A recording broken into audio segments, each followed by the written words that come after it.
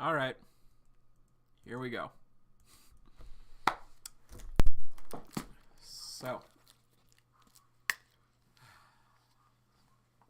All right. Here we go. All right. So. Is everything still good? Okay. Welcome, Wheel. Welcome. Yeah. Welcome.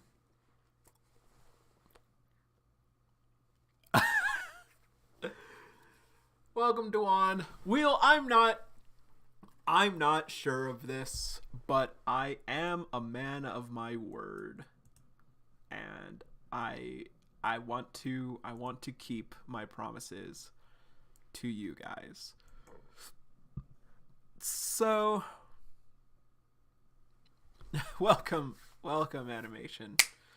Guys, welcome back to the stream. Today, as you guys have read the title, we're going to be reading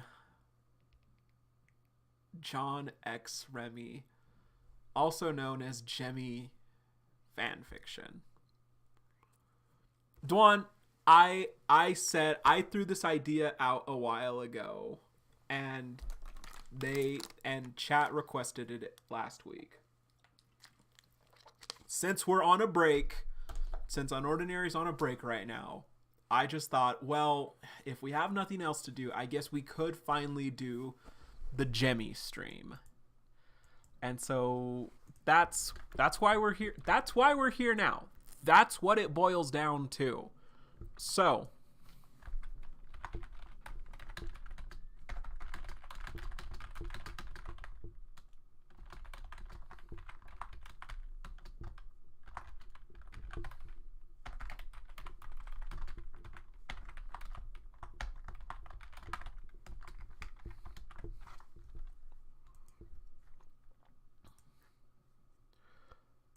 So yeah, that's okay. All right. So we have two that we're gonna read today. One, I don't know who the author is because it's from an old Reddit post that was just, I guess, deleted and uploaded to Google Documents. The other is from an author on Wattpad called Orange Juice 457. We'll begin in a little bit. We'll begin in a little bit. Animation. I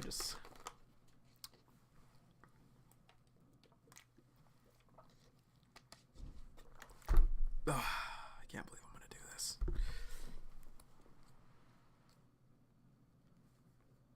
Let's just give it a little bit.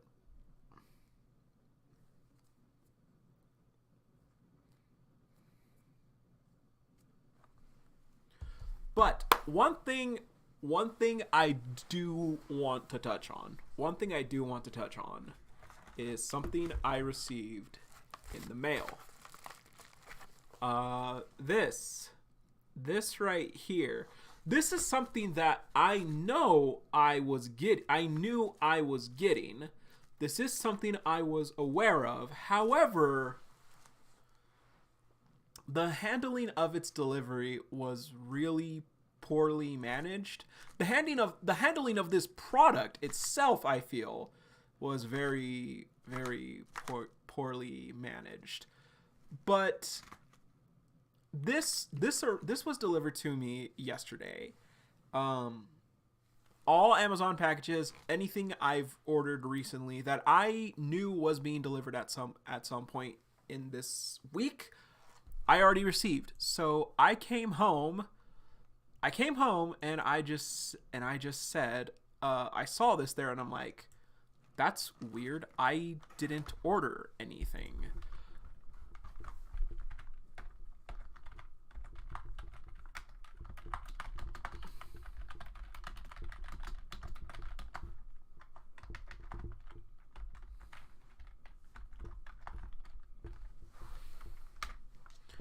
So I so yeah, I got curious. Is it something from Uru?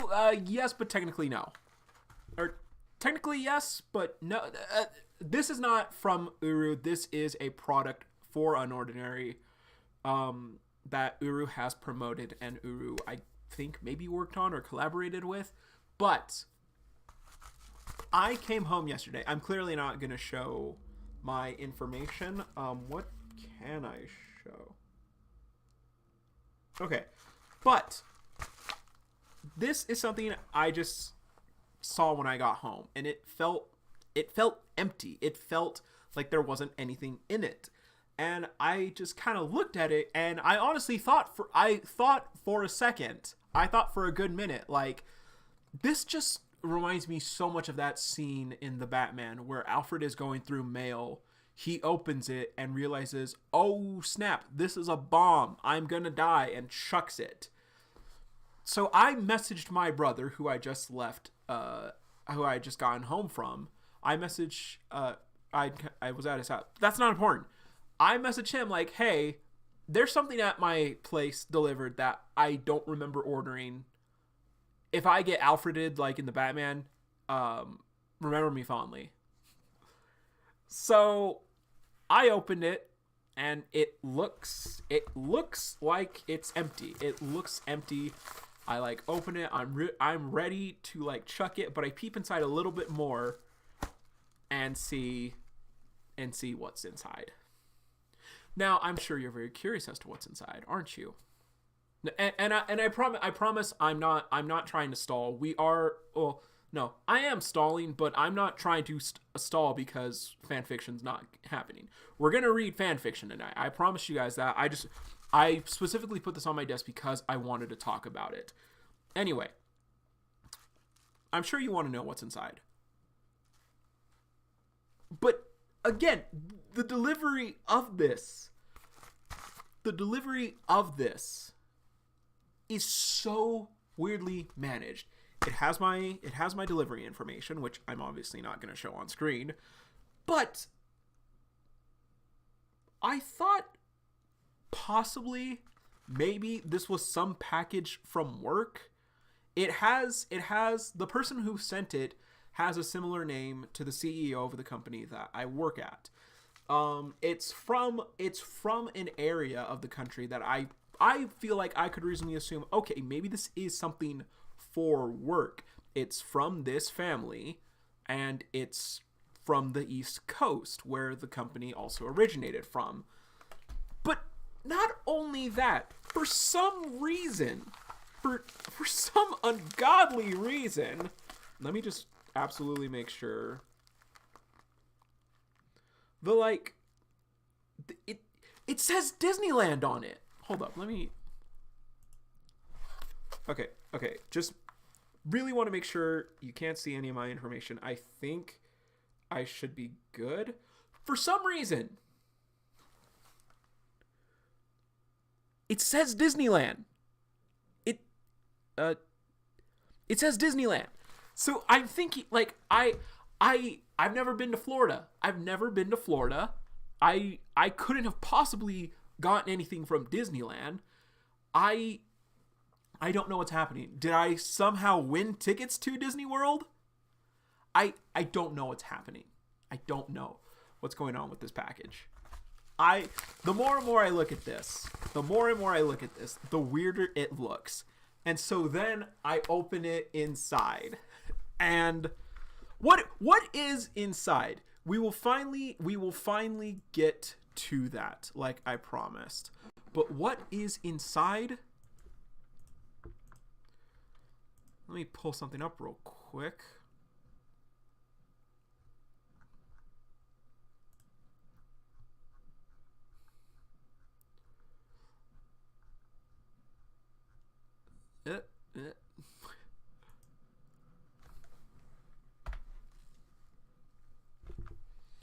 What's inside, guys? What's inside? Why, it's none other than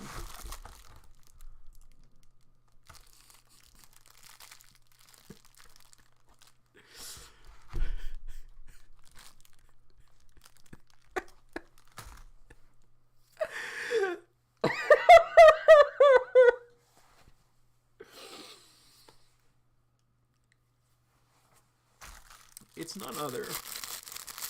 I'm also just realizing this was packaged 3 separate times. This was packaged once here, again here, and then put in here. What the This is Amazon quality delivering. This is wasting so much resources to package one thing. It's none other than Squishy John Head. None other than Squishy John Head.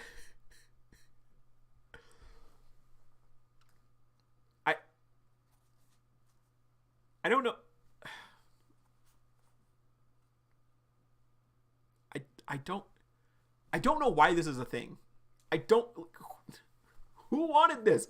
Unordinary has some of the weirdest and strangest merch I've seen. Official merch. Well, okay. No. Actually, no. This is official merch. It has the Webtoons logo on it. This was part of the collaboration to make with the physical release. The physical release, which I paid for and got signed by Uru-chan. Unordinary has some of the weirdest merch and some of the most obscure ways to get it. I'm gonna be making a video on that. That's on the video list too. But this has been so weird. I know now finally what it is. I know what it is now. It's it's basically like a stress ball. I'm assuming it's really small, so I think it's only good for like a child. I'm a grown man. This barely fits in like my hand, and I can't really. I can squish it, but not much effort. But yeah. This thing. So, do you see a keychain? I don't see a keychain because there's nothing to attach it to, Wheel. Unfortunately, not.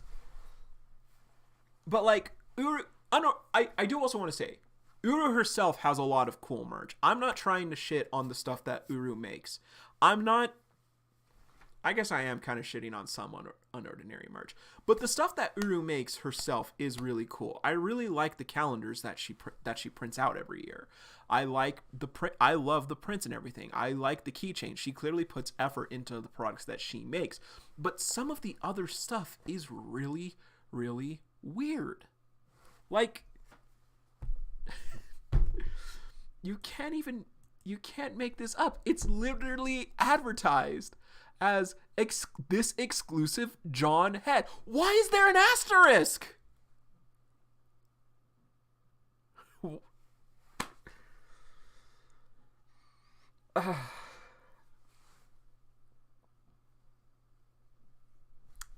Exclusive John Head, everybody. Exclusive John Head. Congratulations. All right.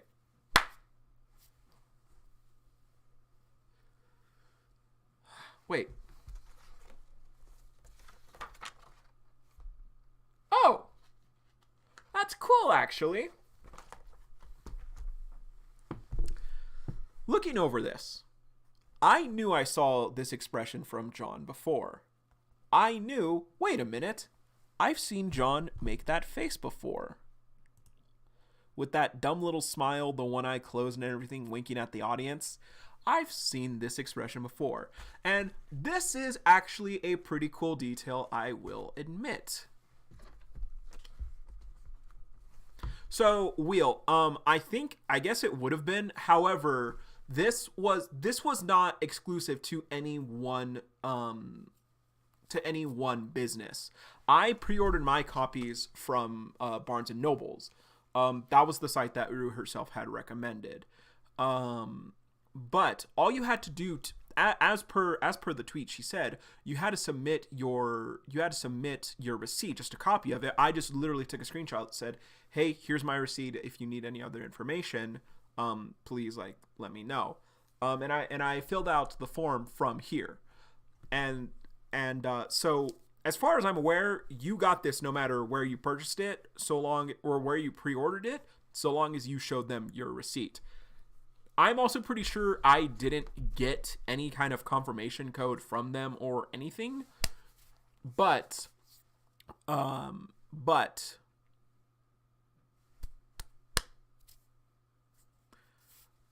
yeah, it's weird. Anyway, I knew point is, forgot about this. I knew I saw this expression at somewhere. And I'm going to give credit where credit is due. This is actually really cool because it's taken directly from the cover of the physical release. Oh, wait a minute. That's not the expression that John's making right now.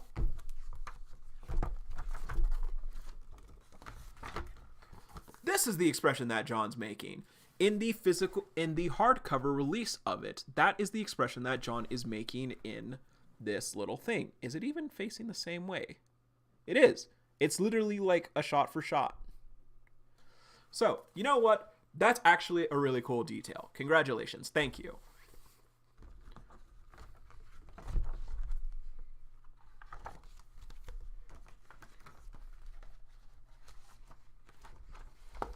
So, yeah. But yeah, so Wheel of Fate, so this wasn't exclusive to any like one particular organization. Two, why blueberry themed? Yeah, he's kind of yeah. I'm not gonna lie. This does look fairly poorly made.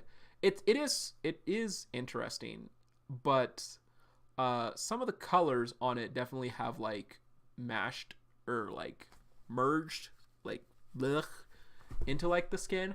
But honestly, I think it's fine. It doesn't really bother me too much that he has like, I guess, kind of like a pale yellowish skin tone. It's fine. Like, this is literally just like this might be the first official Unordinary plushie. Is this technically a plushie? I don't know. It's literally just a squishy John head. But anyway. Yes, Tube. I did know I could pre-order the second volume. I will pre-order it soon. Alas, I cannot right now. But I will. And I'll say this right now. Uru, if there's going to be a second signing, if there's going to be a second signing event, I'll probably go to that too, honestly. But yeah. So, with all that being said, this strange product, look forward to a video of me discussing as much of the strange Unordinary merch that I have, official Unordinary merch that I have, that I can remember that I have. I'll talk about it.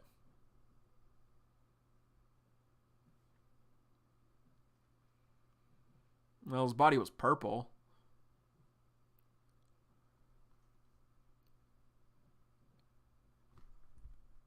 But anyway. Oh, I'm sorry, Extended. I'm sorry. That was bad of me. I'm sorry. Okay. But with all that being said, now that we've talked about this strange piece of merch that I have, let's go ahead and get started with some fan fiction. Today,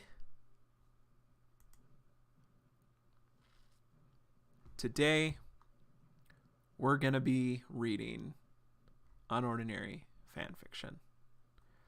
So,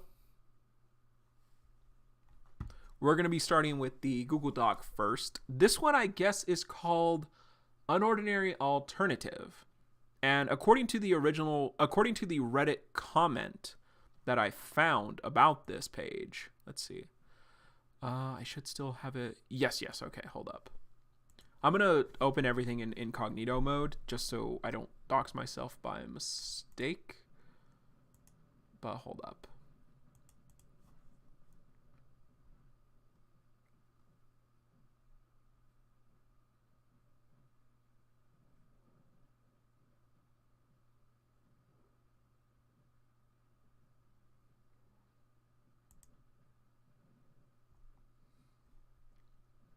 So this was from, I found this from a Reddit post, basically just asking, is there any good John X Remi fan fictions? The original post was from Catabec06 on Reddit. The Google Doc was posted by The Cake Is a Lie. So I don't know who the original author is at one point. I should probably check that at some point. But this one seems fairly short. How many pages are there actually? 11. Fairly short. And then we have another one. And we'll see. We'll see how we feel. Also, hi Kyle. Hi. Welcome, buddy. But anyway, let's go ahead and get into this. Yeah. So, here we go. Unordinary alternative. So, setting late into their second school year. Remi is assigned with John in the English project instead of Serafina. John came back from the infirmary after dropping the cake. The teacher announces the pairings for the English assignment. Okay, so is Remi going to talk to John about Sarah beating him up? Okay, also good. I'm glad I read that message too. Okay. As much as it would probably be funny and fun to just shit on these pieces of literature because a lot of fan fiction is bad, I'm not going to do that. I'm not going to just make fun of someone's work or any writing mistakes because let's be honest. Unordinary, the official series, has a lot of writing and grammatical errors, some of which still aren't fixed. So I'm not going to do that. We are just going to read this and react to it. I probably will still cringe at some parts, but I'm not going to make fun of the author or their work because they did put time and effort into this still. So we are probably going to laugh, but I'm not doing it for the purposes of shitting on someone. I just want to get that out there. This isn't to take a dump on something that someone made. This isn't to just ridicule someone's creative work. This is a promise that I made to you guys that I would read unordinary fan fiction, and this is more so just for you guys to laugh at me as I read this. So, here we go. So, the teacher announces the pairings for the English assignment. Hauer and Martin. Blake and Ison, okay. Serafina and Elaine. Yeah. Remi and John. Remi looks at John. The cripple? She thought. Oh, great. Just had to be assigned with another high ranker. John. Oh, that's John saying that. John agonized in discomfort as his face rests on his desk. Remi stands up, walks to John's desk, and sits down. I want to check something real quick, actually.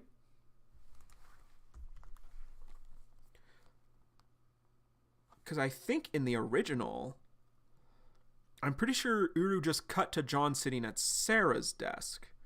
We just saw them both complain that they got paired with each other.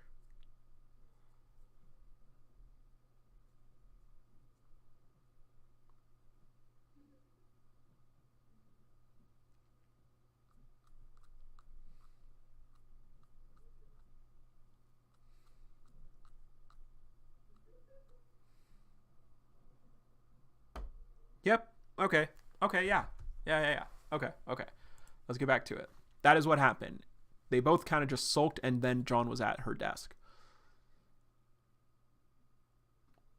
Also, I'm glad that someone acknowledged that Remi already knew about John. I'll give them props for that. I'll definitely give you props for that, author.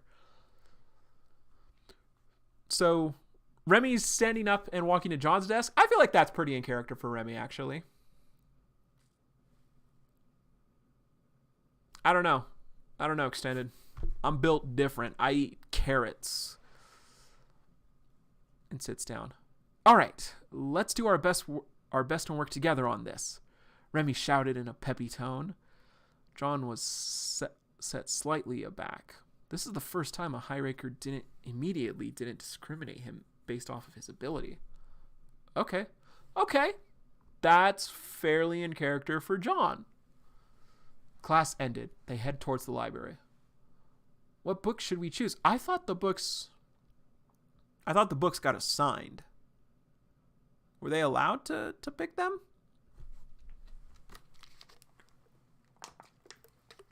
We could choose the Audacity. Things Fly Up. Things Fly Apart. Fauna Farm. I understand that. I understand this reference and this reference. I understand this reference. I understand this reference. I don't really understand. I don't understand this one. I think it's Things Fall Apart. Anything's fine. As they studied, John came to a slow realization that Remi isn't like any of the other high rankers. She displays no signs of a high and mighty attitude or a threatening tone. But then... Okay, hold up. I'll see if I can change it for y'all who are not built different, not built for this.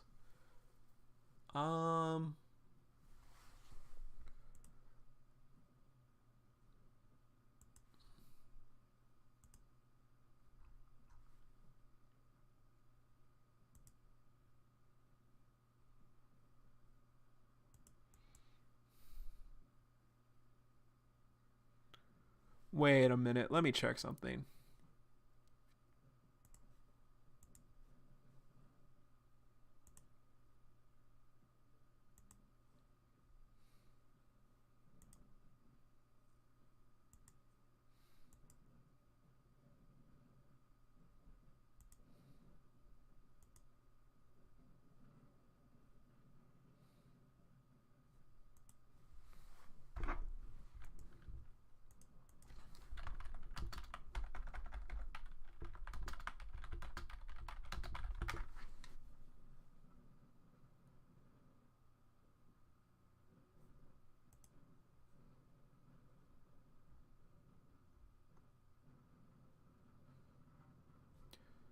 Okay.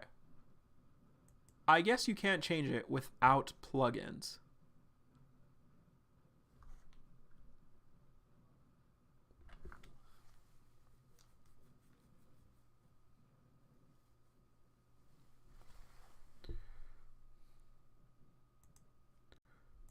Okay, so I'm sorry guys, we're gonna have to stick with it.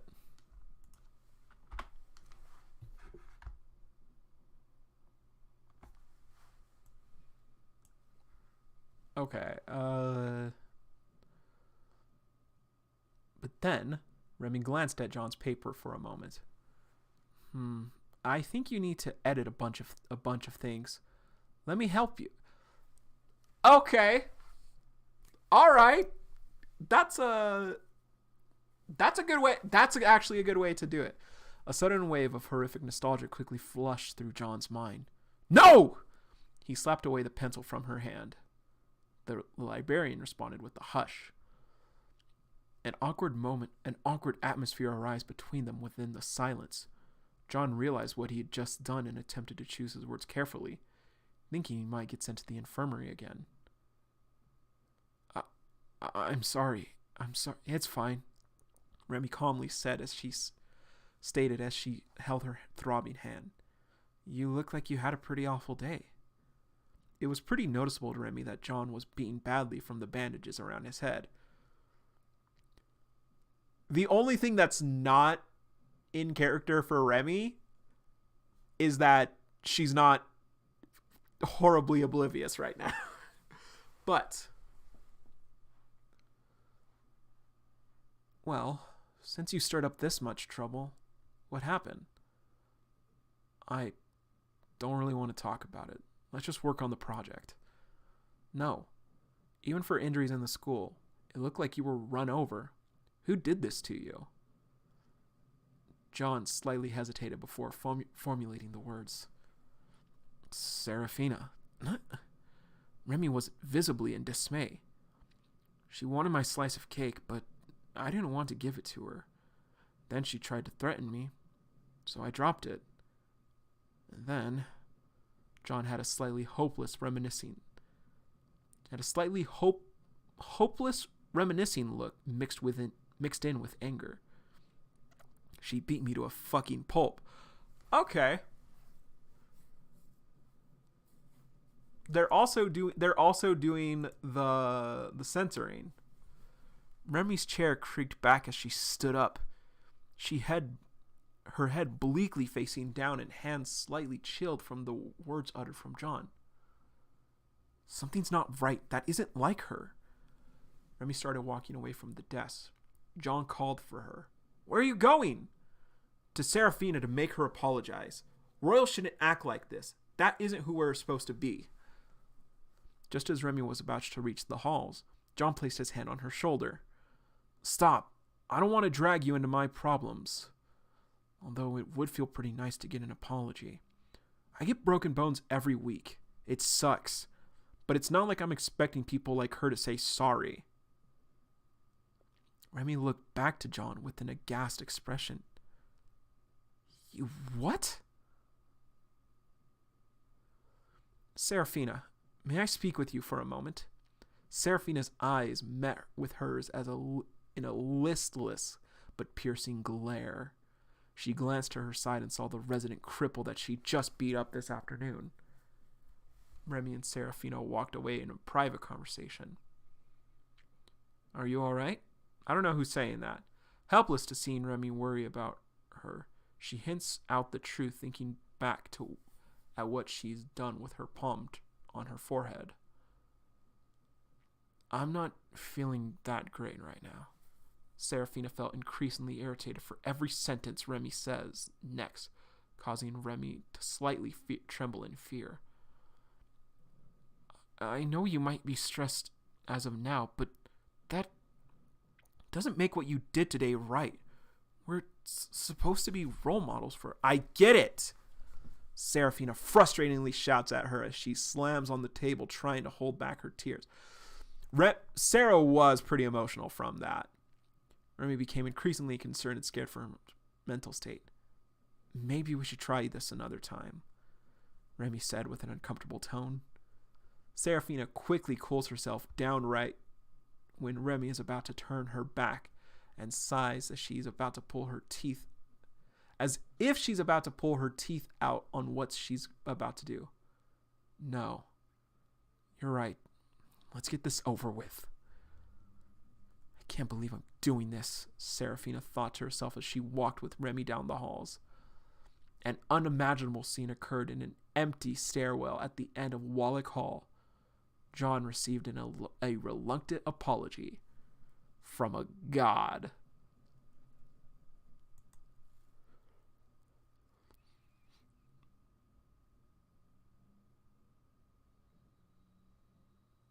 Oh no, Tube. I've definitely talked about that before. Shenanigans is how.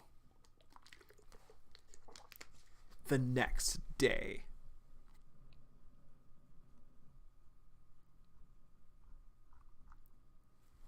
While Remi was strolling down the hallway, she spotted a jailed helmet. Oh, that must be John. She walks towards the corner to catch up to greet him, only to see a low tear running away. And John grasping a beaten up mid-tier by their collar. Gah! John casted the mid-tier aside with a livid expression and walked to class. Off block. Okay. Wait.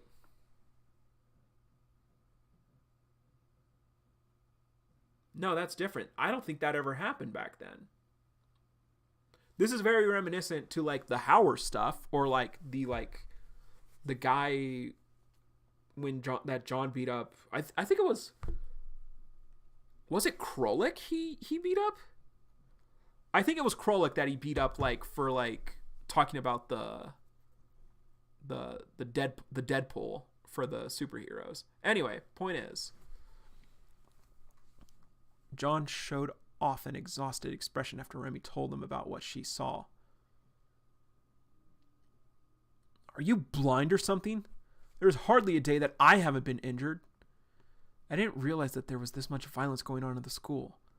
I'm sorry you had to go through all this for so long. Yeah. Bad Remi moment is still bad Remi moment.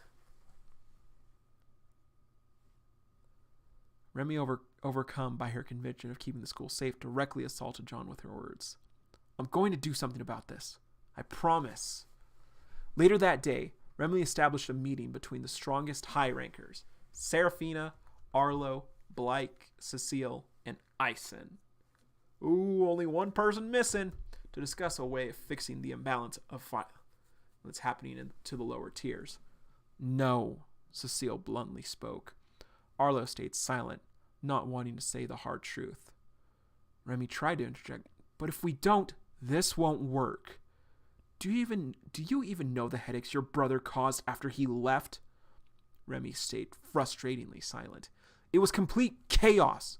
No one had any regard to rank at all. The other high rankers decided to do whatever they wanted, and those weaklings that didn't know their limits, thanks to Ray's encouragement of equality, only got more injured. If we did what you wanted, it'll end up being the same all over again. We were lucky enough to have Serafina and Arlo restore the order. Bro, Terrence ain't a high ranker, Colton, that's why. Blake and Ison were visibly speechless at what Cecile just said. Then, are we supposed to do nothing? Remi argued. The room stayed silent. Remi, on the verge of welling up, looked to Arlo for any sort of backup. He looked away nervously, never to retort anything Cecile had said. I feel like that's not in character for Arlo. Because even when Remi was being really... no, hold up. Ray's still alive right now. That's right. Ray's still alive right now. So, this...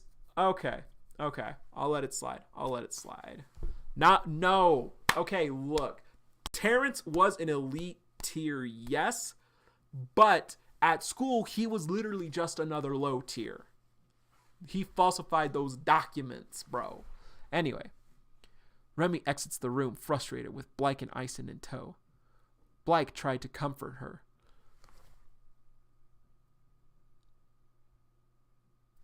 Is Remi queen at this moment, then? Hey, don't let her get to you. Ison haphazardly spoke what was in his mind to bring up the reality of the situation. But you can't really deny what she said is kind of true. Blake elbows Ison in the stomach to shut him up. After Remi left, Arlo was in deep thought, questioning her recent change in behavior. Sarah was able to instantly read what Arlo was thinking about. It's probably the cripple. Who? Arlo also didn't know about John until recently. Okay, Colton. There's a big difference between John and Terrence. John didn't enter the school with falsified documents. John entered the school asking Vaughn, I'd like to keep my rank a secret, please. Please don't tell anybody my level. And Vaughn was like, okay, yeah, fine. Terrence entered the school with falsified documents, bro. But anyway. She's been hanging out with the cripple recently for a school project. I'm pretty sure his name is John. Cecile facepalms. She's going to become an embarrassment to this school at this rate. Next day, Remi visits John in the library. Remi looked visibly how was it? Remi looked visibly depressed as she filled in the details of the meeting. I couldn't convince them. Figures. Remi agonizes over her lack of options.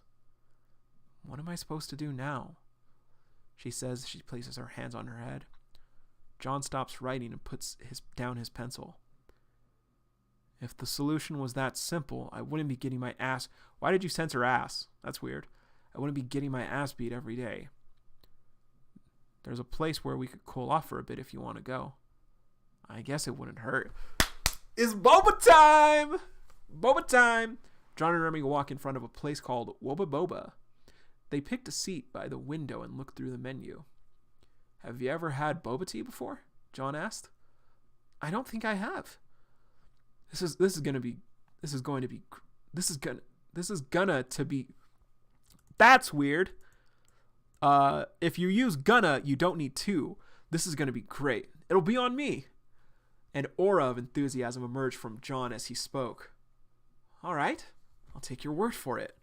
Remi tried matching his unexpected passion. Just as they were settled, the waitress Aria spots the regular with a new friend. Is her name Aria?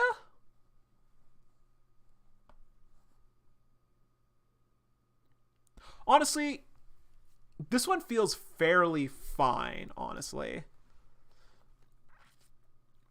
Are you two ready to order? 2 mango drinks, please. Coming right up. Is there anything else I could get for you? Aria looks to Remi. I'm fine, thank you. Cold, smooth, and tropical flavored. What? Just as she continued to slip from what she thought was a ridiculously oversized straw, pop goes in a tapioca bead. Lines and lines of black pearl started to march their way up in a single file of ants, somehow frustratingly blocking the passage of the sweet mango nectar before her. What? But at the same time gave a very satisfying sensation as they met their demise at the end of the tunnel. No, I'm reading this again. This paragraph is a masterpiece right here. Lines and lines of black pearls started to march their way back up in like a single file of ants, somehow frustratingly blocking the passage to the sweet mango nectar before her, but at the same time gave a very satisfying sensation as they met their demise at the very end of the tunnel.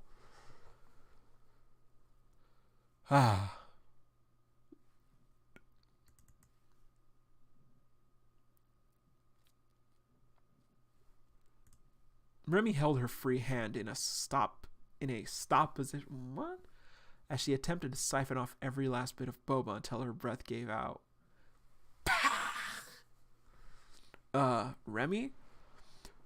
Her cheeks flushed red with delight, as well as from light exhaustion. John was barely able to hold in his laughter. What? Remi confusingly scowled. I'm glad you like it.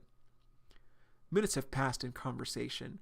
Remi's drink was already 25% full. Nearly out of things to ask, she decided to throw a curveball question. What would you do, John? Me? Oh, crap, she sounds serious. If you had the power to change things, what would you do? You know them more than anyone else. Okay. Honestly, I don't know. I've never been asked that before. Being a person that the entire school can rely on, I don't know if I could handle it. That's a good line. That's a good line for John. Because in this sentence, John's not saying he's powerless right now. He's saying if he became someone in her position, he doesn't know if he'd be able to handle it. So, let's see. Let's start with something more simple. What are some problems you have to face as a low tier? John took a moment to think about it. We don't really have any rights and can't even defend ourselves. Always having to stay alert since we can get beat up anytime. And a small run-in could put us out for days or even a week. And those people, they don't feel like they're doing anything wrong. John thought back to what he read from Unordinary.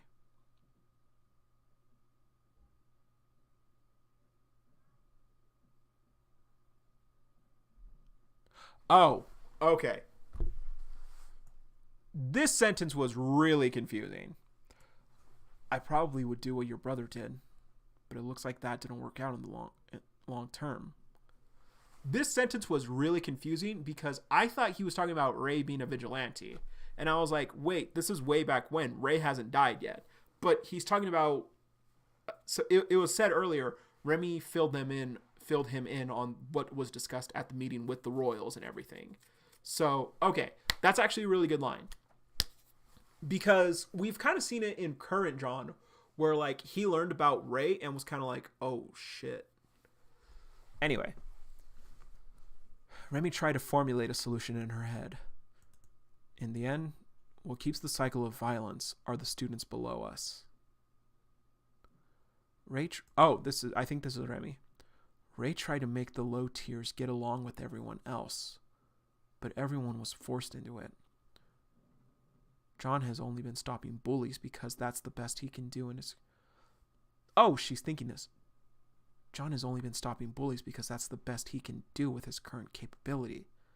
But that doesn't solve the systemic issue. We can't beat them into submission, and micromanaging them won't stop their behavior either. This is so... Something's missing. We don't have the full picture, Remi blurted out. Huh?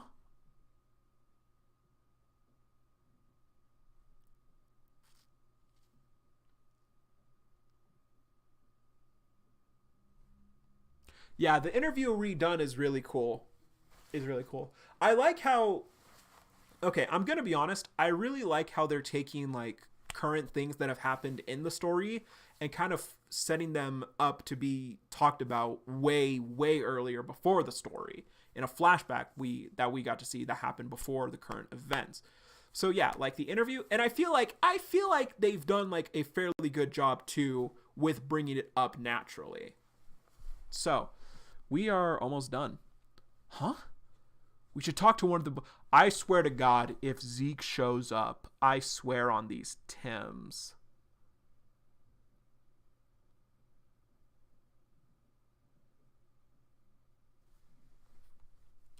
Yeah, too. That's fair. We should talk to one of the bullies. At this rate, if we only focus on how to police them, we won't solve everything. Drops of sweat percolate through John's forehead at the idea of talking to one of those unreasonable mid-tiers.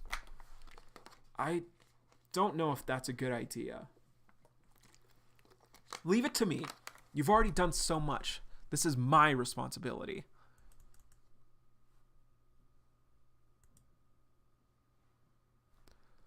John's hands shook and his eyes widened. It was as if an extremely heavy weight was lifted from his shoulders for some reason when Remi uttered those words. Just as he was about to fully process what she said, Remi checked the time and decided to take her leave. I have some errands that I need to run. Thanks for bringing me here. I really like the boba. Maybe I should bring Blake and Ice in here next time, she said with a superbly warm smile. No problem. John wanted to say something else right as the door to the shop closed, but couldn't put it into words in time. Remi walked to her dorm with the trio. Tens of thoughts ran through her mind.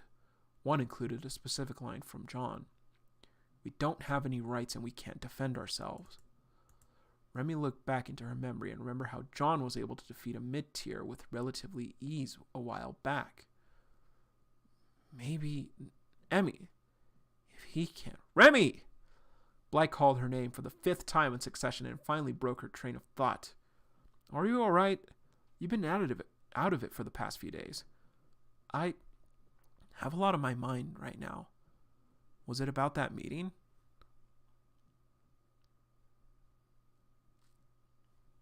Kinda. I'm still figuring out what to do to fix this imbalance. Let us help you. What? I didn't agree to anything. Ison objective.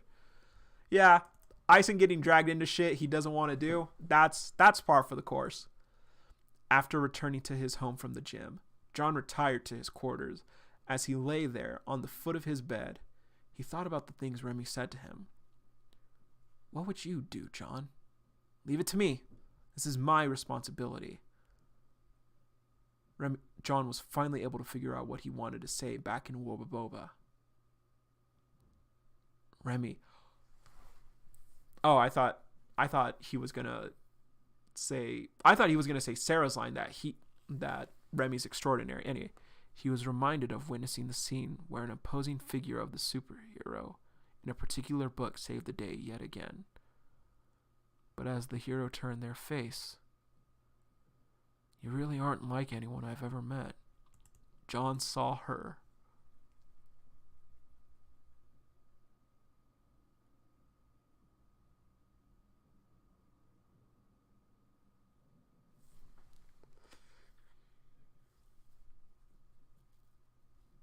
Okay, well you also have to keep in mind, guys. I think the reason why they're over descriptive is because Unordinary is a comic that we have visual aids to accompany things with.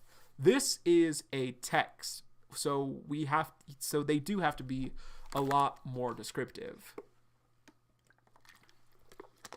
But yeah. So, the pair meets up in the library yet again for their analysis of the Odyssey. However, this time around, Remi was alarmed on how concentrated John was as she walked in and proceeded to work diligently beside him. He seems pretty serious today, she thought. Okay, call back to when Sarah pointed that out. Minutes passed in silence until John disappointingly reached a point where he's already pulling his hair out in frustration as to what he's reading. Hey, Remi? Yeah? I don't really get what this paragraph means. Oh, that part is a little hard to understand. So the context of this line is, in a more discreet part of the library, a boy with spiky red hair.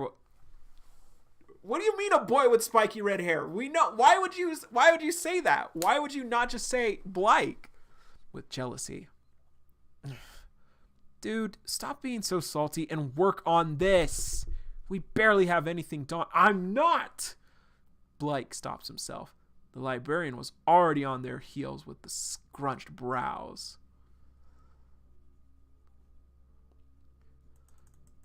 I think Remi...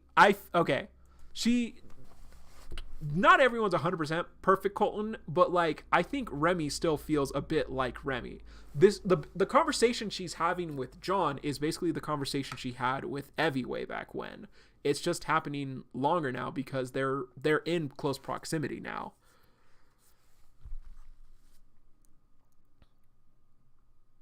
It was presentation day.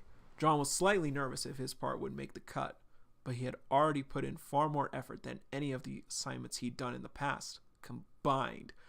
I swear to God, if they get a better score than Remi, or than Sarah, well, no, they couldn't have. The reason she got a lower score before is because of John. I really hope we do well on this, John said as he looked to her. Remi smiled to him in reassurance that they'll be fine. Me too. Was it a fluke? No, this can't possibly be a mistake. It looks like all the points added up correctly. After snapping back into reality, he finally had the energy to chant. Holy shit! An A+! I'm gonna frame this. They used the diss. They used the diss. Okay, once again, pretty sure back then John was like, this the best grade I ever got. Boy.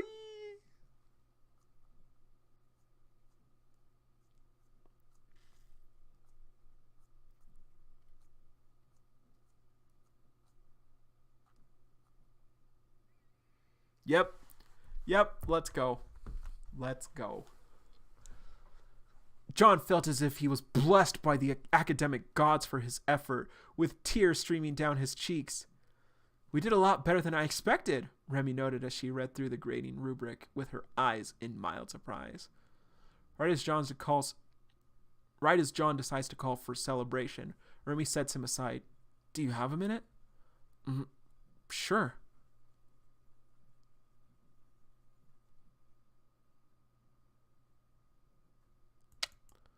That's true. That's true, too. That's true.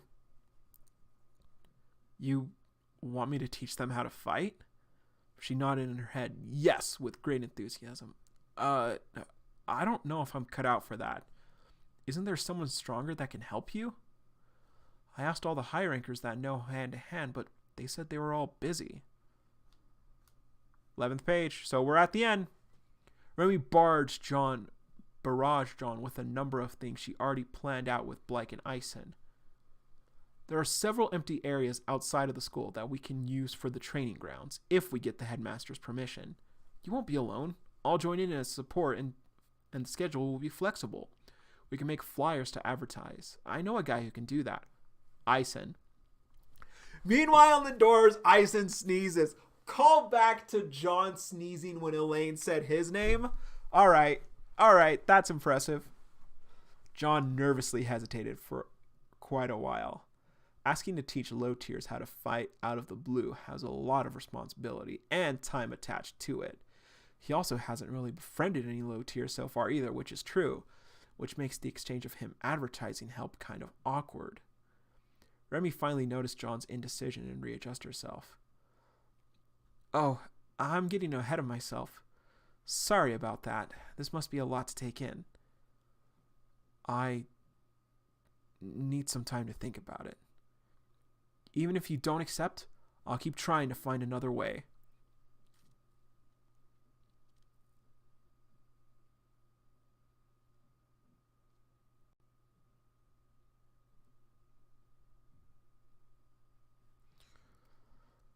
As they separated, John glanced to his freshly graded English assignment, which turned into another item in his internal debate.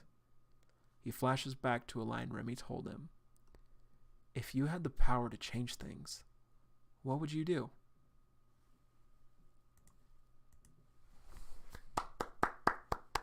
All right. That was pretty good, actually. That was honestly pretty good. There's like a few clunky things here, but honestly, yeah, it was pretty good. I feel like for the most part, everyone was fairly in character. There were a lot of callbacks to things that actually happened in the series, and yeah.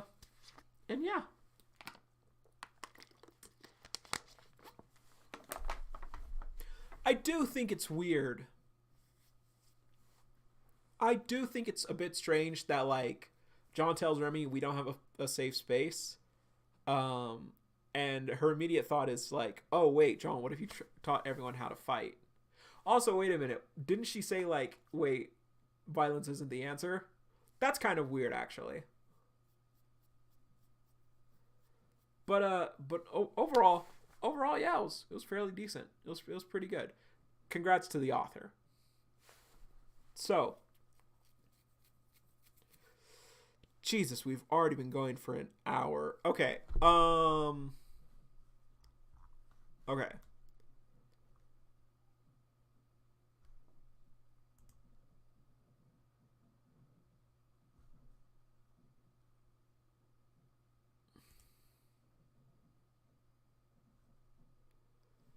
Okay.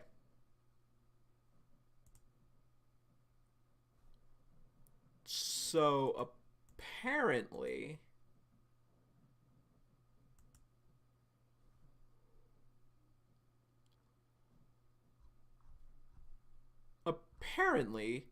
this one is the #1 John and Remi fanfic on Wattpad.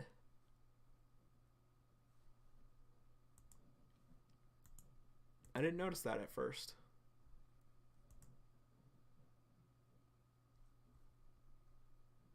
But, nonetheless, let's go ahead and get into Always, John X Remi from Orange Juice 457. A little cringe, but bear with me. I will bear with you. Orange Juice, I'll bear with you.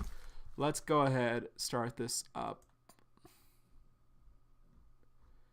Oh my god. Okay.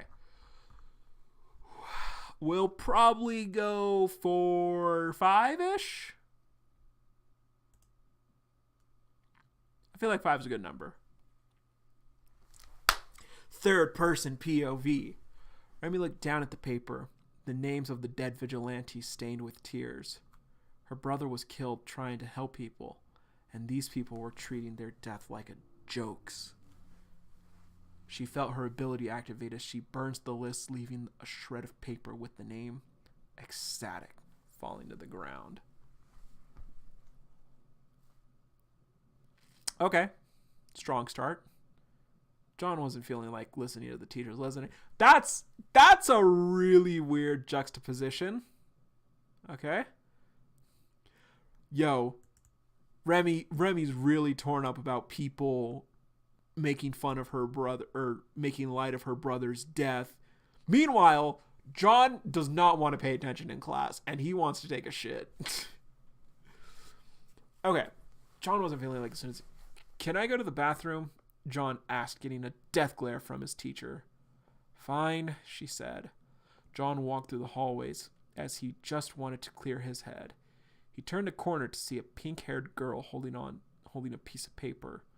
John turned back around, not wanting to get involved, as he would probably get beat up, until he heard quiet sobs.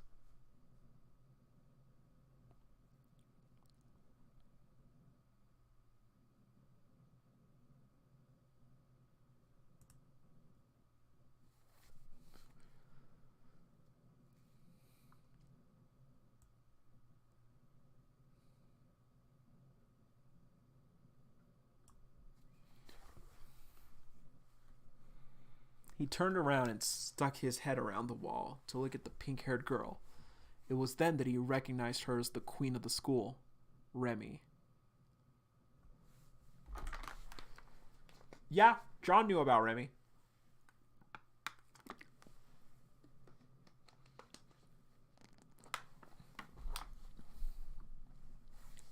John POV. Remi, was she crying? Oh, God, it's one of these. Ugh.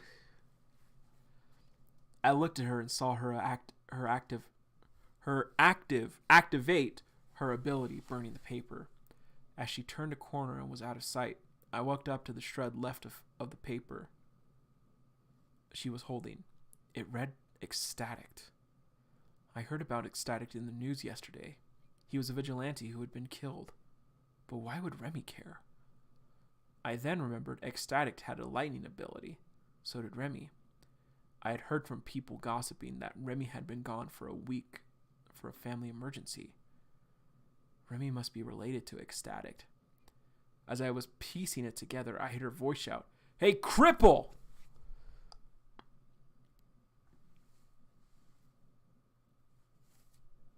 Ugh. I really don't like these POV texts. Or how they're written. It's kind of wonky to read. Remi POV. As I walked down the hall going back to my class, I heard a voice yell, "Hey, cripple!" Then a loud whack.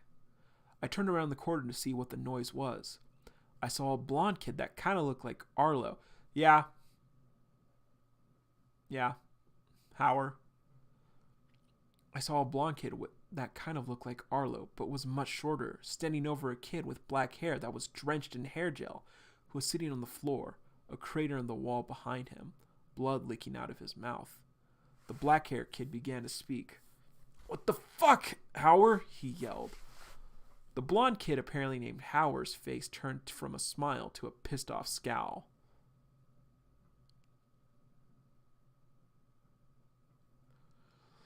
"You dumb cripple! How dare you speak to me?" Howard said while kicking the black-haired in the ribs. The black-haired. That's an interesting line. The black-haired boy coughed up more blood and closed his eyes. I wiped tears from my eyes and walked up to the two. "What do you think you're doing?" I asked menacingly. "Who the fuck is asking?" he said, not looking at me yet. As he turned around, he saw me and his face turned fearful. "Remi!" he said, quivering.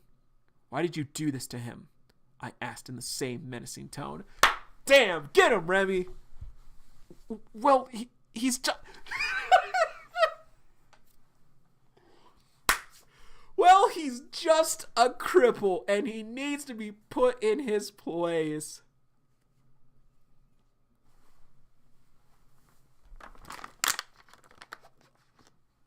Ten out of 10. 10 out of...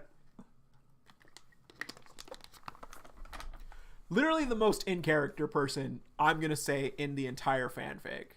That is exactly, that's with how little information we know about Howard, but what we know about elite tiers and mid tiers, 100% in character. 100% in character, 100% orange juice. Alrighty. Without saying anything, I put my hand on his shoulder and gave him a big shock. Remi wouldn't act that quickly. Remi wouldn't act that quickly. She would not act that quickly. Even when she like just gets humiliated like that, like when Melody threw the drink on her, Remi was like, "Hey, apologize."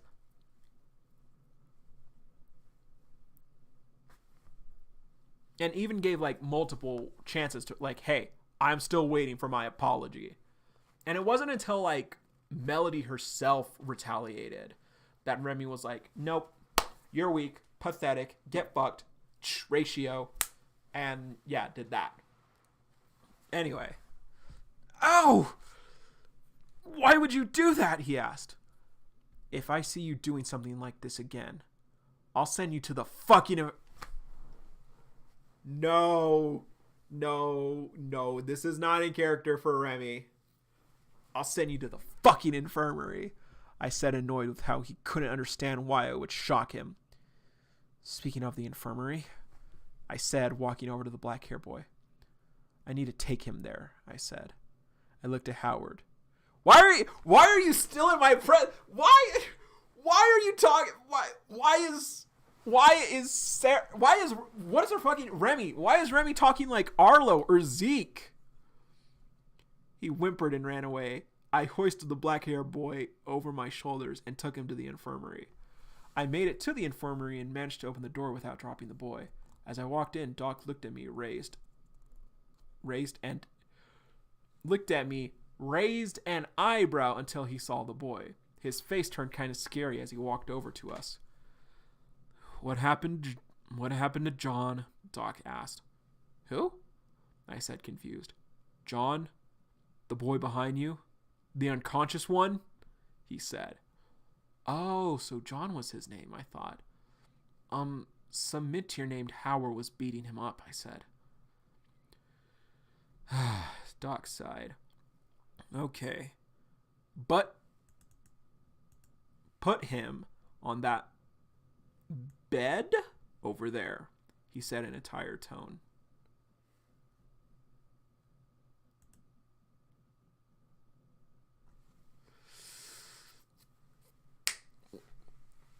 John POV. "Monster," Claire said, tears in her eyes. "Look at what you've done," Keon said. "They deserved it! They betrayed me!" I shouted. Keon then slammed my hair into my metal cuffs. "You mean his head? You can't exactly slam hair into something." When I woke up, I jolted upright in a bed. I turned to look around at my surroundings. I was in the infirmary again. Then I saw the pink-haired girl sitting beside my bed, startled by the sudden movement.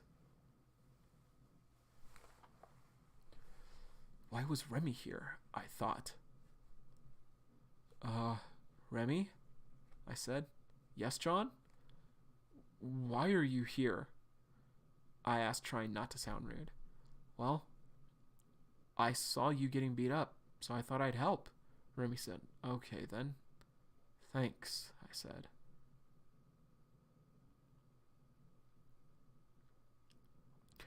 Not really in character for John. No, saying "let me help" or anything about getting help would have triggered him. "Remi? I felt a lump appear in my throat, but I needed to know. I brought my voice down to a whisper. Are you related to Ecstatic?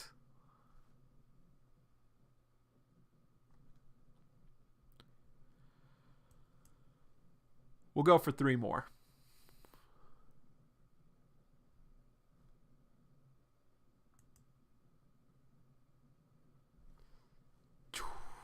We'll go for 3. We'll go for 2 more.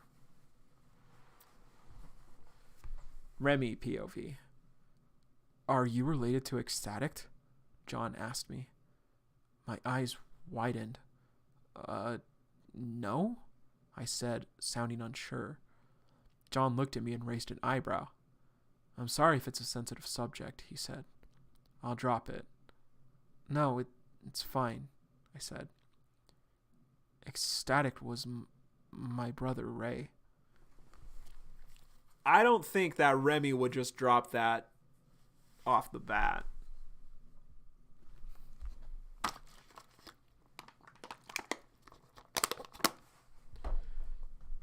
I felt tears creeping their way onto my face. I looked at John, whose expression was unreadable. I'm sorry, he said at last. Why are you sorry? You didn't kill him. That's true. I said, not being able to hold back tears anymore after mentioning his death. I started sobbing into my hands until John grabbed my arms and hugged me. John would absolutely not hug a person. Ain't no way he's hugging Remi. John's not that empathetic.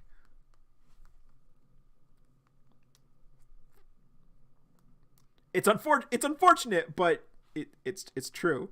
John's not that empathetic.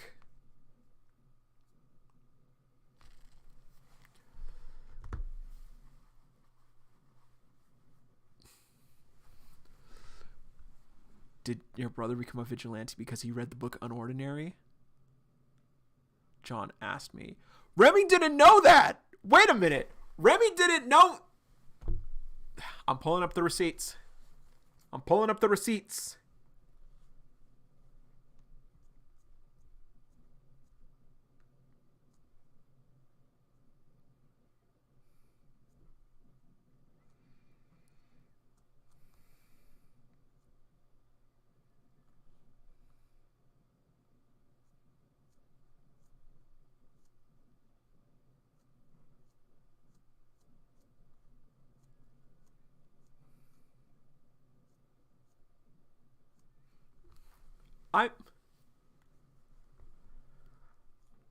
I'm pretty sure Remi didn't know about Ray's copy of Unordinary until Kuyo gave it to her.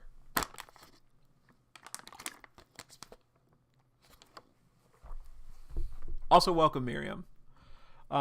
If you've been here long, I'm sorry you've had to sit through this. Still sobbing, I nodded my head. Then I'm sorry. John would not tell Remi. I still don't understand.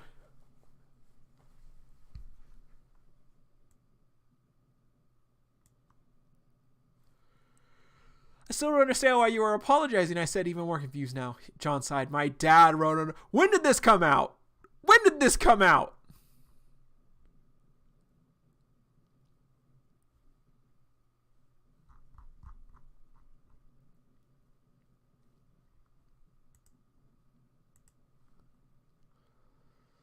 2021? Ain't no way.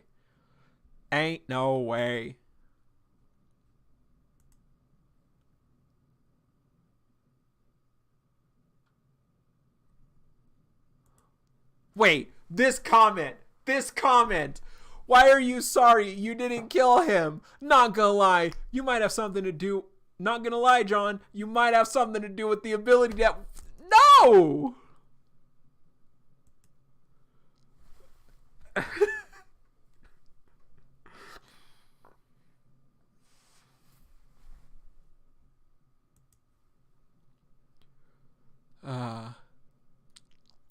My dad wrote Unordinary. John would absolutely not disclose that right off the bat. Remi would not tell John about Ray. John would not be like, yo, my dad wrote that book. Sorry about that. Ugh. Oh, I said. Oh, I said. So why are you apologizing? John said as he was looking nervous because my dad wrote it for me. For you, why did he write it for you? I asked. I'm sorry, I can't tell you, he said. He couldn't tell me. Why not? Is he hiding something legally? Can he not tell me, or does he just not want to? I told you about Ray. Now you have to tell me about why your dad wrote Unordinary for you. I said, looking dead in the eye. The emotions in this scene have just completely been all over the place. Not here, John said, releasing me from the hug. They've been hugging this entire time? Are you kidding? That's fucking weird.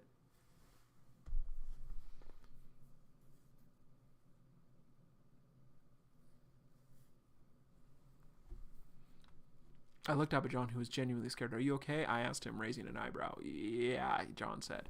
Okay, well, if you don't want to tell me here, then I'll come to your dorm after school. What's your room number? I asked John. I don't live in the dorms. You don't? I asked, my eyes widen. Nope, he said. Okay, I'll meet you at the school gates after school today, okay? I said. Do I have to? He asked. Yes! This is incredibly out of character. I said. Fine. Good, I'll see you then. I have John another hug, which surprised him and me. I have John another hug, which surprised him and me. I blushed, then ran out of... This sentence is really weird. Tube, if you have those, feel free to, I guess, drop them.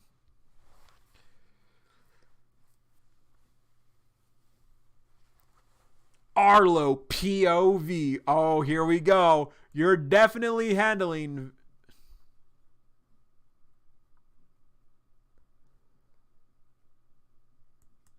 All right. I walked through the school hallway looking for Ison. Yesterday, I asked him to look into the school crippled John. So far, he hasn't gotten back to me. If John and Sarah are not friends at this point in time, why is Arlo asking for Ison to look into this? You have to consider these things. You have to consider these things 100% orange juice. I mean, orange juice 457. I mean, it's Remi fan fiction, so it was bound to happen. After a while, I found Ison in a classroom with Blake. I mean, it was where he was supposed to be, which is why I didn't look there. What?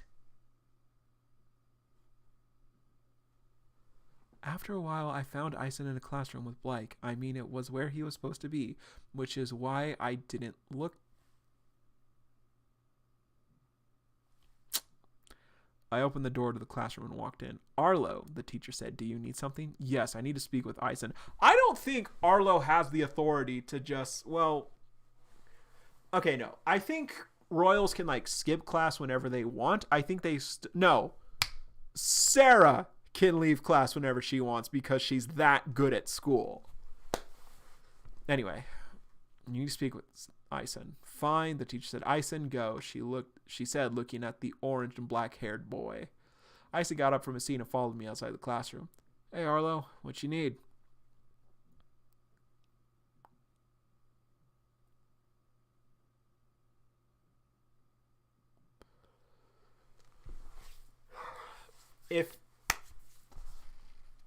If you guys want,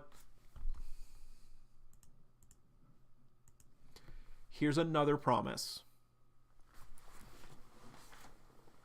I swear upon Brute Root, if you guys want more fanfic reading, not just Remi, but unordinary fanfiction reading in general, you need to get me to 2,000 subs. I swear upon Brute Root, if I get to 2,000 subs, we will do another fanfic reading stream. That's the promise, guys. That is the promise.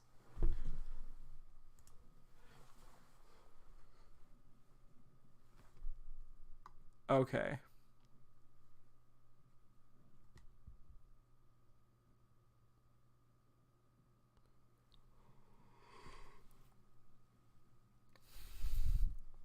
I want to know if you have started looking into John yet, he said demandingly. Oh, yeah, about that, Ison said sheepishly. I was going to do an interview with him last period, but I couldn't find him anywhere. I sighed. Well, if you find him, let me know, I said while walking away. No, bots do not count animation. I'm pretty sure that would just get me in trouble with YouTube. Wait, Ison said. I turned around. I said. Have you seen Remi around? Ison asked. No, why? Is she missing? No, she's not missing, but last period she was supposed to hang out with Blake and I because we all have a free period, but she never showed up. So I was going to interview John because Blake went to do something else, but I couldn't find him. Ison said. That's fairly reasonable.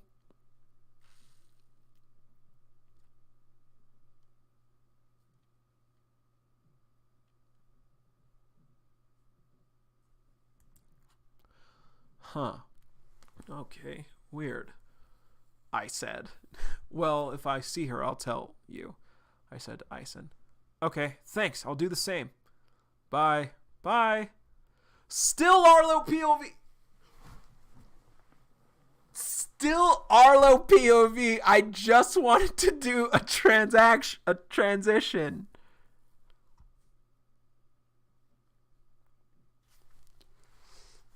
I was walking around the school looking for something to do since Holden was in a class when I saw Remi running away from the infirmary. Remi, I said. Oh, hey, Arlo, she said, stopping to look at me. Ison was looking for you, I told her. Oh, right. I was going to hang out with him and Blake last period, and I forgot, she said frantically. If you don't mind me asking, where were you? That's none of your business, Arlo. I was helping a student get to the infirmary and stayed with him until he woke up, she said. Oh, I said. Who was that student? I asked. You wouldn't know him, so it doesn't matter. So I doesn't matter, she said, sighing. Try me.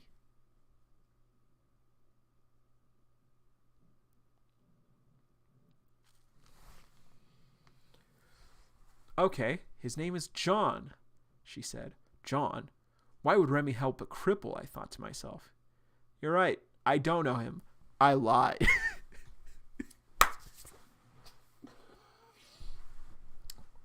Arlo's really hitting us with the, oh, you're right, I don't know him. Turn to the camera and face the audience. I lied. You're right, I don't know. See? Told ya, she said. Anyways, gotta run, she said. Okay, see ya, I said. John, huh?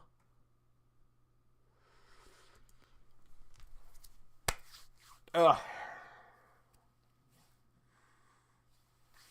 All right. This one's been pretty exhausting to read, actually. One more. Because I said we were going to do one more. Just so you know, I buffed everyone's power a little. How was that relevant? Why is that relevant? John 8.5, Remi 6.0, Sarah 8.5, Arlo 7.0, Blake 5.2, Ison's 5.1. So yeah.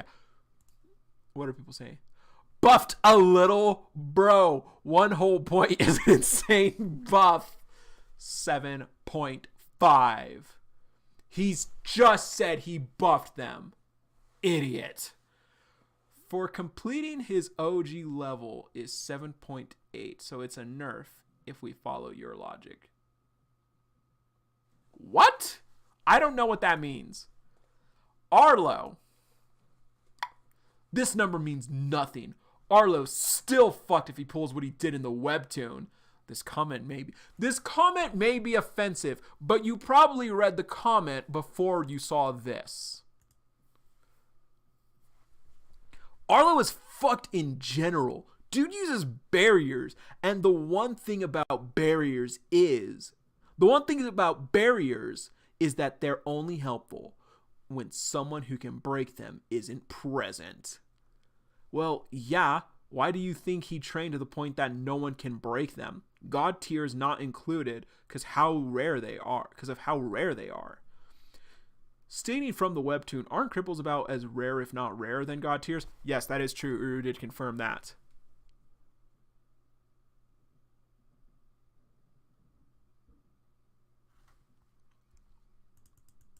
Yep, very sad for John, being on the worst side of every deal. Either endless gossip tainted by his former crippleness or getting beat up every day. Duh.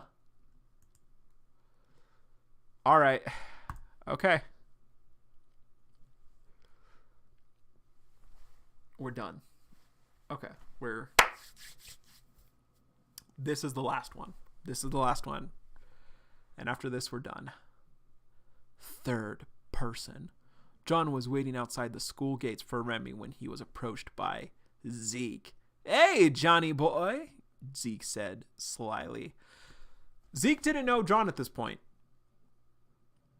Zeke officially met John when John moved to the dorms.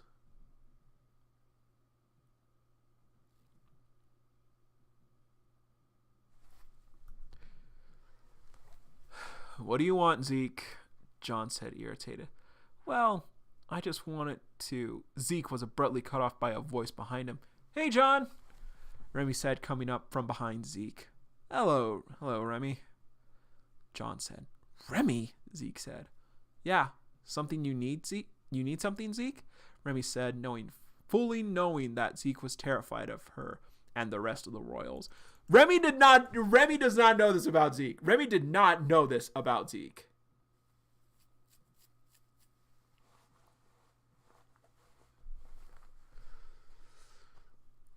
No.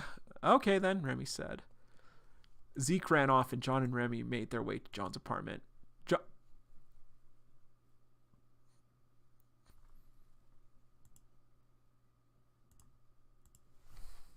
I'm just going to check something real quick.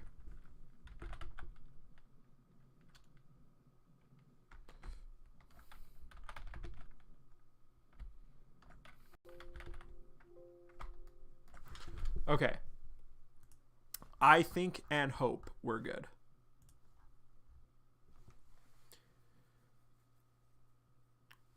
John POV.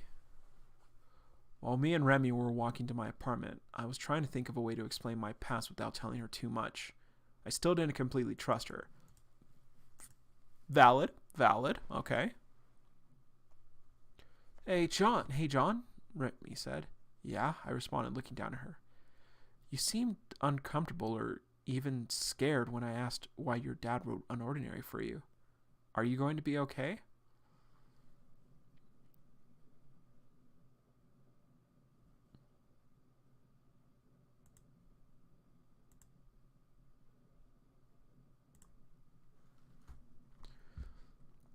Well, we'll see, I responded. Oh, okay, Remi said, sounding down.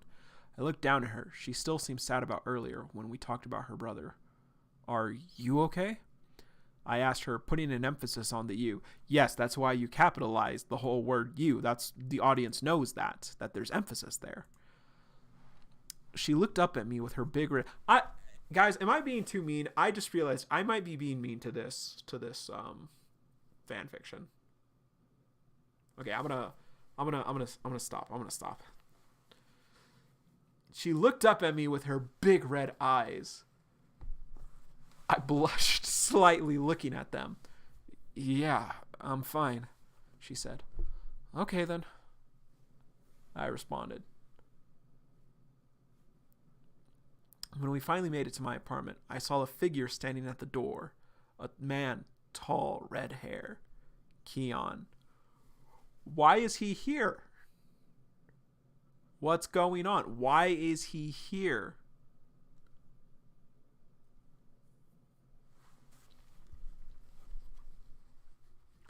Remi, POV.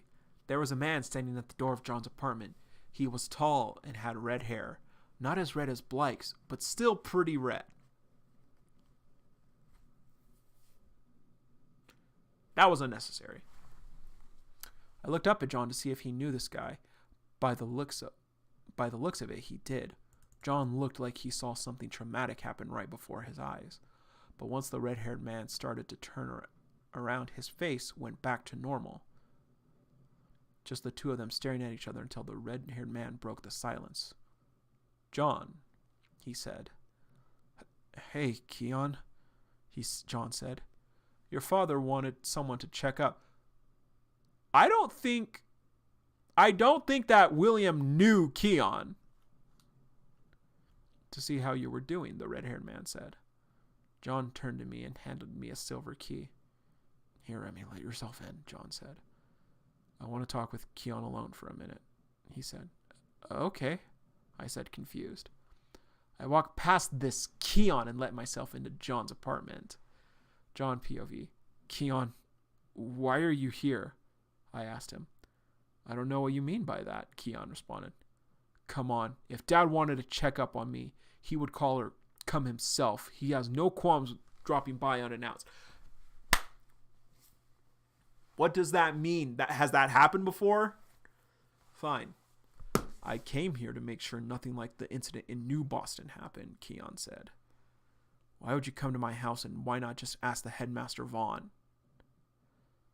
I asked. "The headmaster of Wellston seems to not have the highest opinion of the authorities," Keon said sourly. "Okay then, so you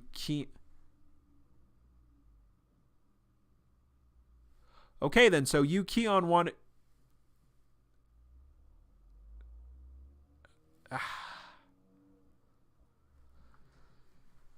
"So you Keon have wanted to check up on me, or you were instructed to check up on me?" I asked, raising my eyebrow. "I was instructed," Keon said. "By who?" "That's none of your business." "Fair, honestly fair." Fine. "I haven't had an outburst," I said. "Really, why does it matter?" I said, turning back to Keon. Keon frowned and activated his ability. "Need I remind you?" he said, reaching a hand towards me. "No, I'm good," I said. "Well, I have what I'm here for," Keon said, turning around. "Goodbye, John." "Bye," I said. Once Keon was gone, I opened the door to my apartment and walked in. As soon as the door closed, I collapsed on the floor and thought about what just happened. "John?" a voice asked. I looked up to see Claire reaching her hand out for me. I screamed and backed away only to see Remi in Claire's place, looking confused. "John, are you okay?" What is happening? Okay.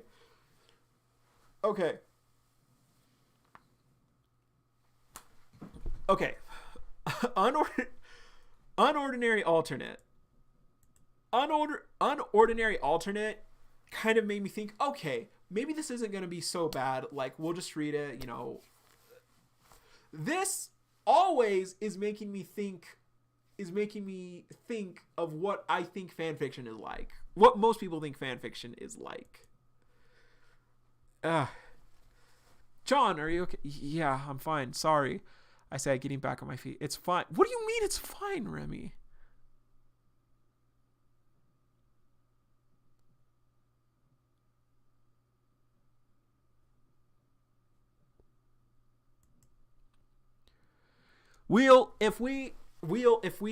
If we get 2,000 subs, I will read yours. Wheel. But also not only yours, I'll also read other stuff too. But it has to be before season 2 ends. So, guys, gotta add quick. Remi got her face really close to mine and said, "Now I think you have something to tell me." What an awful thing to say. You see someone clearly freak out and then you just get in their face and be like, "All right, bitch, now tell me." That's... Okay. "No, I have something to show you."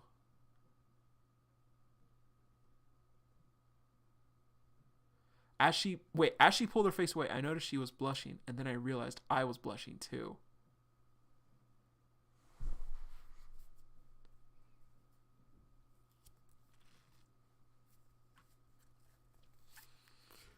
have something to show you. I placed my hand on Remi's forehead and activated Keon's ability. I swear to God, John, if you make Remi relive the funeral, I swear to fucking God, there's no... Also putting aside that John most likely isn't able to use Keon's ability.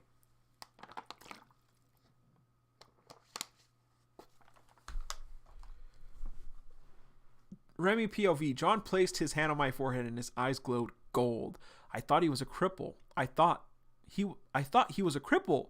I thought before I was blasted into a vision-like state. I saw a green-haired girl helping a much younger John along with a spiky hair boy. Adrian wasn't there for that. Oh, wait. Okay, no. He was there for that. I saw John burying the king of New Boston. I saw Claire. How do you know these names? Leading a group of kids against John. I saw the readjustment facility.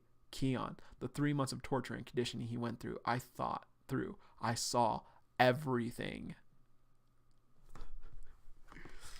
John removed his hand from my forehead, bringing me back to reality. I felt a single tear fall down my face. No wonder he wanted to hide his ability. They didn't help him at the readjustment facility. They broke him. I'm pretty sure you took that line straight from William. I looked over at John, who sat down on the opposite end of the couch that I was on. Well, you must think I'm a monster now, he said weakly. No, I don't, Remi said.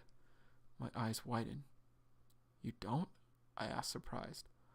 No, of course not. I mean, you made mistakes, but you're not a monster. Besides, you were basically tortured for 3 months by Keon, I said. Okay. That's very fair. Because even when Remi knew everything that John had did, she still tried to talk things out with him. So no, I don't think you're a monster. So John didn't say anything. So no, I don't think you're a monster. I walked closer to him and I grabbed his hand. Because you are not a monster. I don't have anything to say.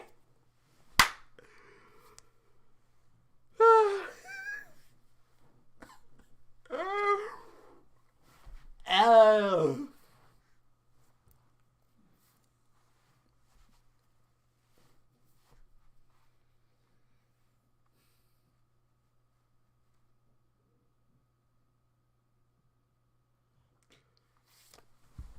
Okay.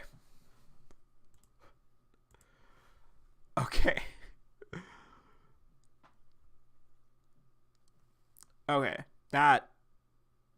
That's not cool.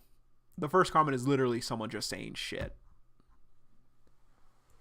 This fanfiction always is not great. The first three episodes are not very cash money.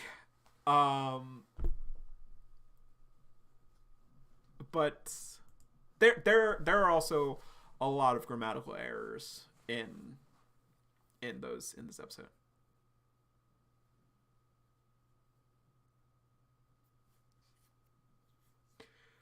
Okay, well, that was me reading Unordinary Fanfiction. And wow, was it interesting? It was interesting. I would say that I think Unordinary Alternate is fairly better, well written, and uses the characters in character a lot better than always. Shout outs to the author of Unordinary Alternate, which I don't know, unfortunately. And shout outs to Orange Juice 457. I'm not the biggest fan of your work, but I hope you had fun writing it.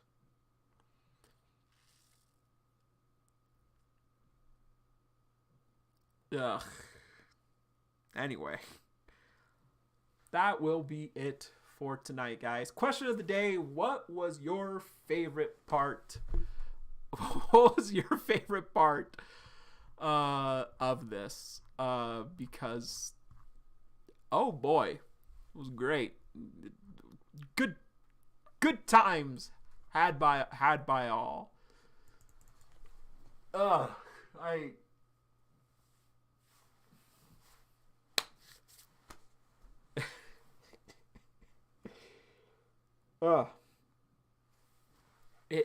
it started so well and ended so poorly. The stream started so well and ended so poorly. But anyway, that's gonna be it for tonight, you guys. We have been going for close to 2 hours. So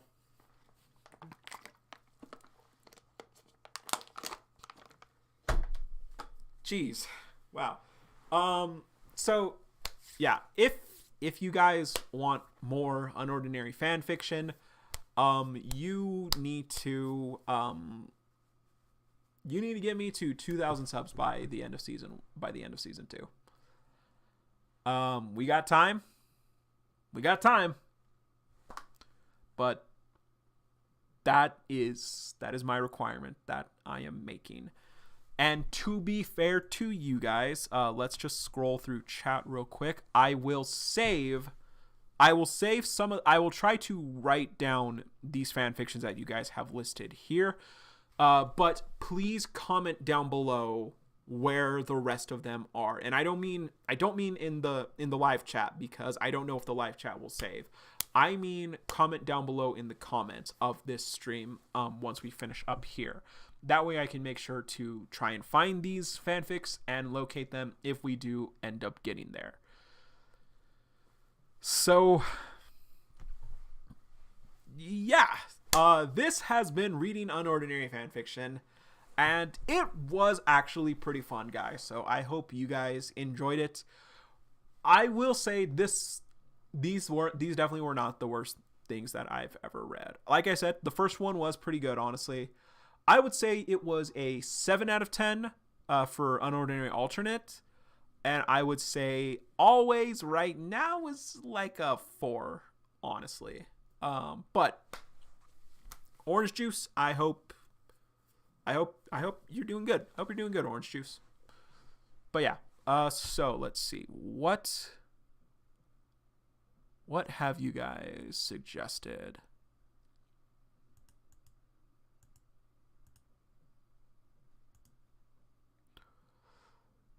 So let's see.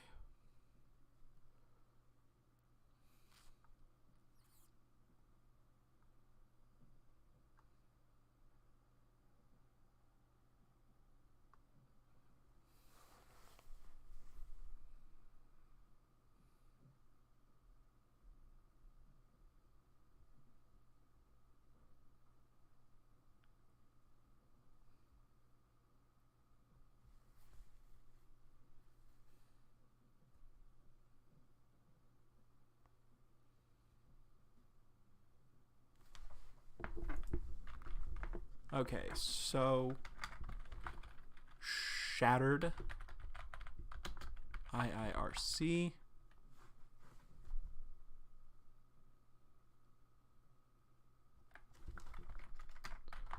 Omniscient,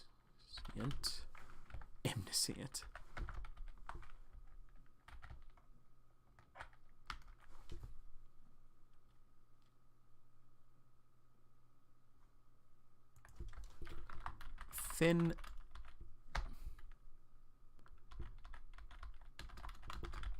Miriam, I'm gonna assume that Thin Mints is an unordinary fanfic writer.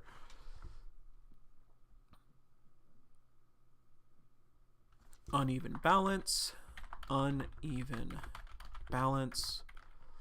when a shadow sparks a flame. Stolen Time,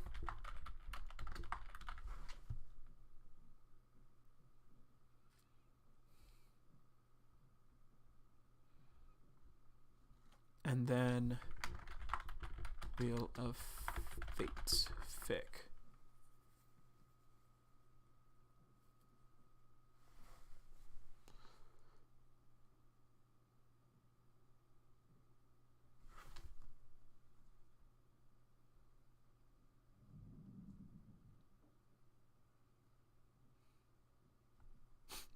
I'm glad, Colton.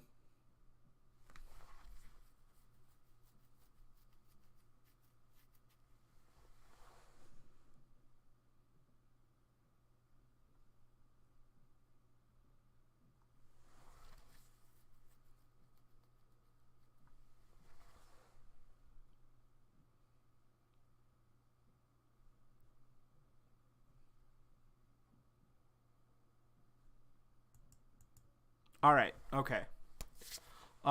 Jungle Juice. Yeah, guys. I guess if you guys like, we'll do a quick few minute poll. Do you guys want me to start Jungle Juice next week?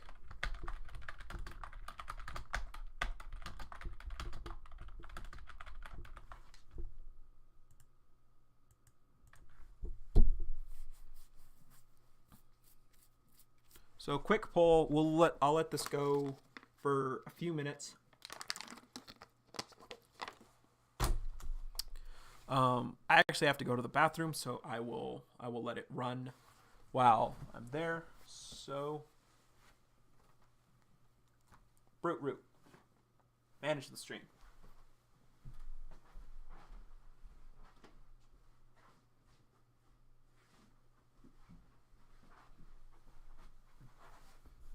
Mute the mic while I'm gone.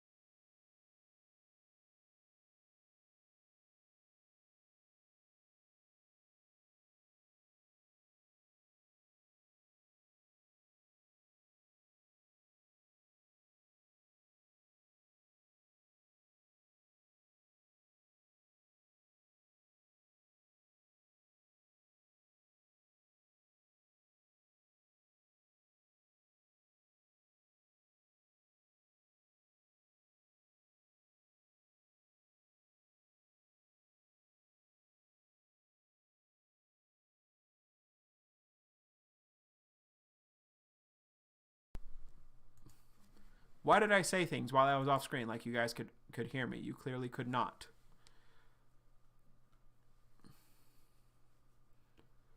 All right.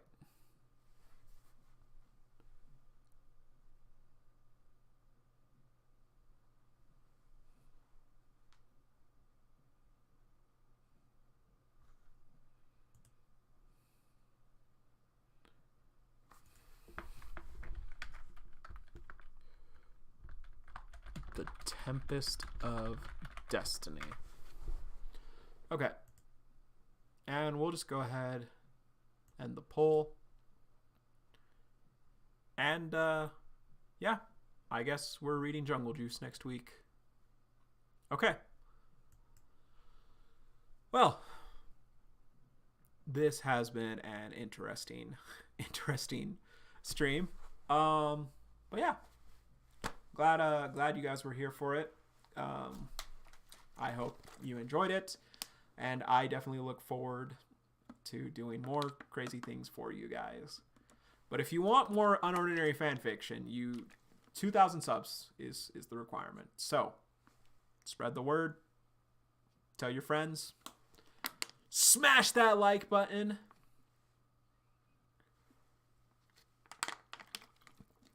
And yeah. That will be it for today, guys. And as always, everyone, see you, Space Cowboy.